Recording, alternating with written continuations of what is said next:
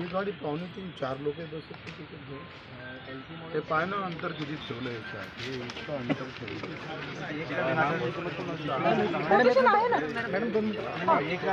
Quotation काढलेले माहितीचा अधिकार लावून. अच्छा अच्छा हा अच्छा म्हणजे गव्हर्नमेंट जास्त घेतलं हो हे बसा ना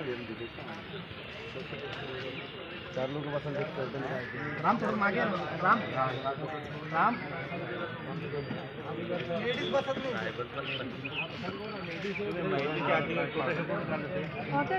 शिंदेकडे आहे सगळे लोक माहितीचा अधिकार लावून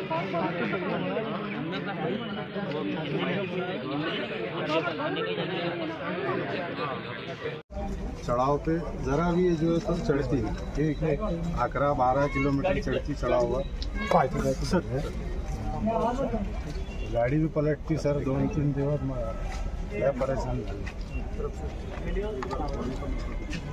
बोल क्या देंगे सर इतना प्रॉब्लम बता ना तू सांग याला सांग काय तर हे अशा लोकांना आयुष्यात 50 वर्षानंतर पहिल्यांदा गाडी भेटली, ई रिक्षा भेटली. ती ई रिक्षाना चालत एवढ्या अडचणी आहे का त्याचा बॅलन्स राहत नाही.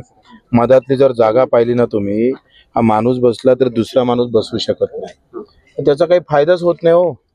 आणि मग अशा वेळेस तो एमडी, आम्ही आज एमडीला बोलावलं होतं त्या कंपनीच्या, ते एमडी आलं नाही, ते कर्मचारी पाठवून दिलं एक कोणतं, त्याला काहीच माहित नाही म्हणून त्याच्या कानपडीत मारलं.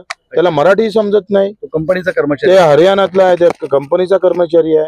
हे एमडी साहेब आहे वित्त विभागाच्या, याच्या विभागातून दिव्यांग वित्त महामंडळ आहे, त्याचे एमडी इथं आले. त्यांना आज आम्ही इथं बोलावलं होतं. त्याची उपयुक्तच काही नसेल तर मग 3.5 लाख रुपये आपण खर्च केले दिव्यांगाच्या कोठ्यातून.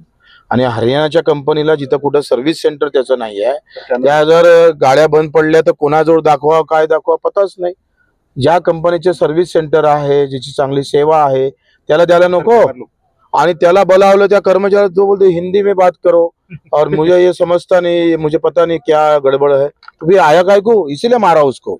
अच्छा, बरं, या रिक्षांबाबत आता काय किती वाटप केले होते, काय सगळे 500 वाटप केले होते. माझ्याकडे किमान 250-300 तक्रारी आहे. हे सगळे तुम्ही सांगा ना.